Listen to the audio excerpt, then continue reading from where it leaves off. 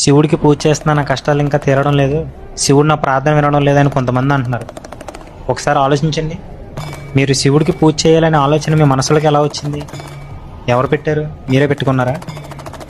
అసలు ఈ ప్రపంచంలో ఎంతోమంది శివుడిని గుర్తు కూడా పెట్టుకోరు, కానీ మీకు శివుడిని చేరాలి, శివనామస్మరణ చేయాలి, శివుడికి దగ్గరగా నిలబడాలి అని మీ మనసులో ఆలోచన వచ్చిందంటే అది శివుడే మీలో కల్పించిన పిలుపు.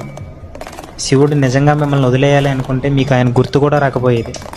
మీ కష్టాలు ఇంకా ఉన్నాయి అనేది నిజమే, కానీ శివుడు వినడం లేదు అనుకోవద్దు. శివుడు తన భక్తులు చెప్పేది వినకుండా ఉండలేడు, కానీ ఆయన సమాధానం మనకు అర్థమయ్యే విధంగా ఉండకపోవచ్చు. మార్కండేయుడు చిన్న వయసులోనే శివుడిని పూర్తిగా నమ్మాడు, కానీ అతని జీవితంలో కూడా కష్టం వచ్చింది. యముడు వచ్చాడు, మరణం ఎదురుగా నిలబడింది, కానీ ఆయన శివనామస్మరణ మాత్రం వదలలేదు. ఇక్కడ కొంతమందికి డౌట్ వస్తుంది, శివుడు ఉంటే యముడు ఎందుకు వచ్చాడు అని.